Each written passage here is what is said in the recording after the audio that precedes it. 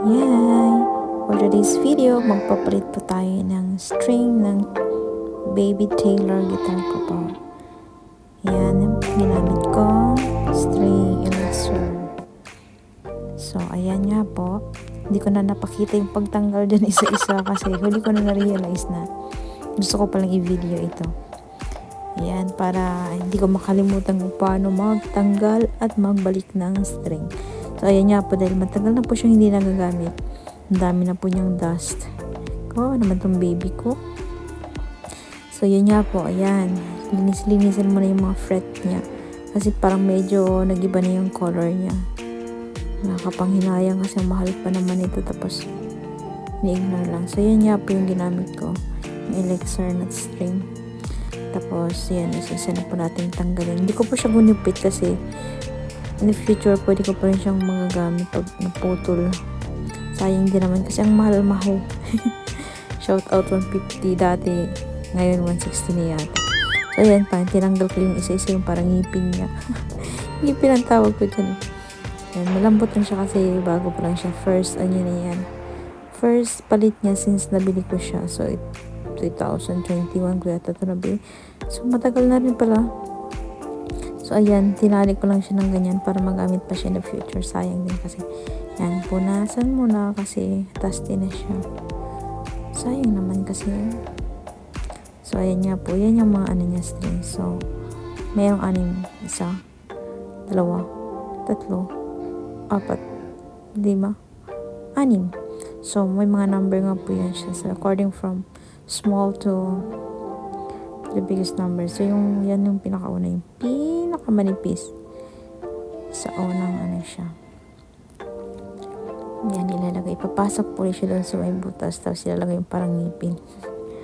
Parang ngipin talaga. So, ayan. I-push mo lang para hindi siya tumalbog. So, ganyan yung pagputol ko po. Para hindi na ako para wala siya maraming excess. Kinakalculate ko na lang siya. So, parang 1 inch siya na sobra dyan mula sa kanyang paglalagyan. Para hindi siya maraming ikot. Konti lang.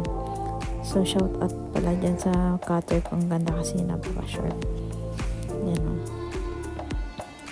Ayan. Tapos, ipasok mo siya dyan. Tapos, ikot-ikot lang. So, dapat yan. Mag-bend ka lang ng konti.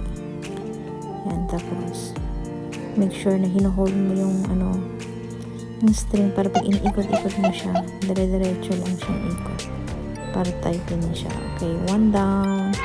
Next is na number 16 siya, which is the number 2. Second siya sa second yun. So, ayan, nilagyan ko na naman siya ng allowance na 1 inch para putulin bago siya ilagay para hindi na siya maraming ikot. Yan, then ikot-ikot na naman. 2 down, ganyan. Okay, 2 down. So, number 3 na tayo. Yan, yung number niya is 24. Yung iba kasi, may mga color coding. So, ito namang elixir na to, parang numbering lang siya. So, from smallest to largest number. Yan, kailangan mo siya i-push doon sa baba. Ayan, then 1 inch ulit. Or more than 1 inch. Basta ganyan. Huwag lang siyang sobrang haba. Kasi pag sobrang haba na siya, pangit na yung tunog ng gitara. Tapos, maraming excess dyan. Ayokong putol-putol ka doon sa at saka maraming buhol. So, dapat yan. Mo lang siya. I-estimate mo lang siya ng mga more than 1 inch lang. Huwag lang yung less than 1 inch. Huwag lang more than 2 inch din. So, ayan. Ikot-ikot lang siya. Make sure yung pag-ikot mo is nasa tamang tamang way. Tapos, ihigpitan mo dyan sa may puno niya para hindi siya tumakbo or ano palang pa yan, hindi siya tatakbo. Basta ipupush mo lang siya para mahigpit. Okay na siya, third. So, we'll go to the fourth one. Yan. Number 32. So, medyo pakapal lang siya ng pakapal. So, gusto ko yung part na to. So, ayan. Ilalagay ulit yung sa butas. Ilalagay ng ipin. Ipin talaga.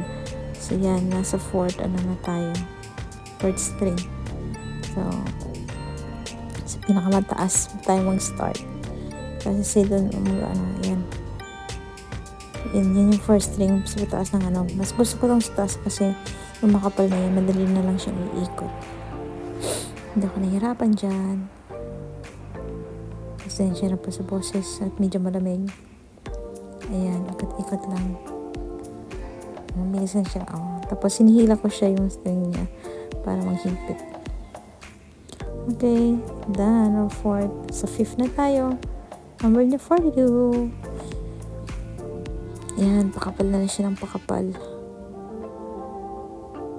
So, medyo mahirap na rin siyang hindi sa baba kasi lumalabas. So, ayan. Mag-allowance ulit tayo ng mga 1 inch. Then, putulin.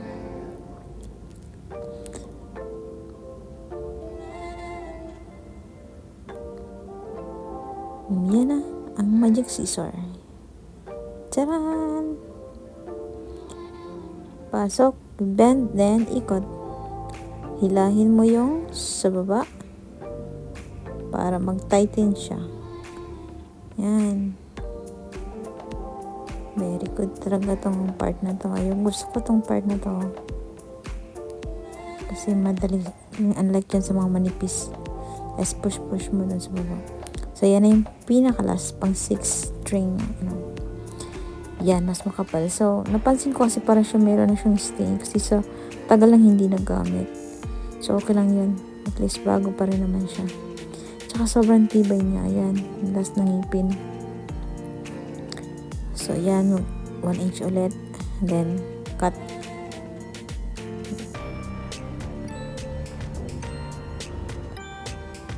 And then, ayan, ikot-ikot.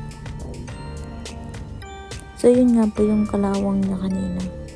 Siguro dahil sa sobrang tago at saka sobrang tagal na kinalawang siya. Pero konti lang naman po. Ayan. Ikot lang hanggang sa, ayan kasi tumatalbog doon sa taas. Sa baba pala. Ang kulit oo. Yan kulit. Kaya medyo makapal yung pinakamababa niya kasi yung parami. So, ayan na po ang tuner ko. Yun yung Pro Guitar Tuner. So, i-tune po natin from the down.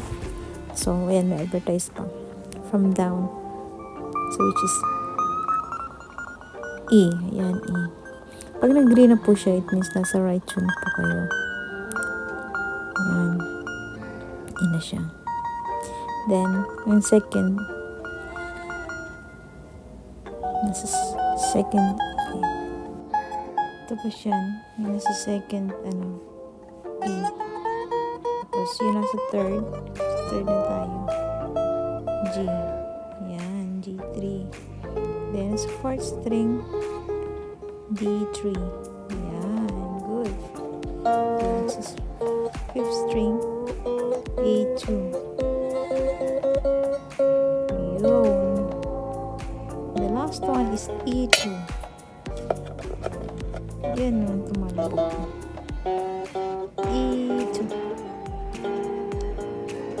Yan. Pag nag-green na siya, it's okay.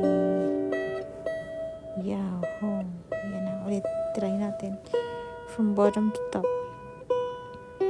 Ayan, G. D. B. E.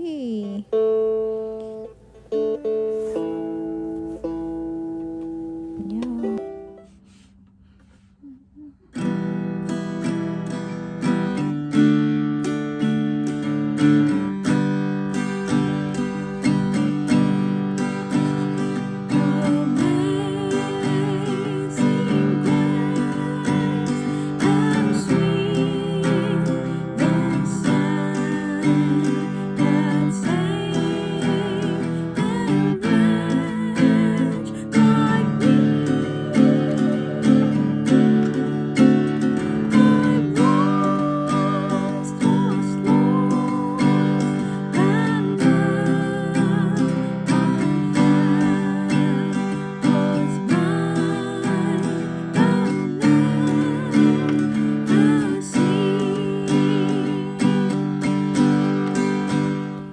So, yun po, na-try na natin yung yung aking guitar. So, yan na po siya. Looks like new.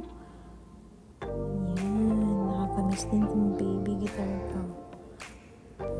Yan. Brand new na yung baby Taylor ko.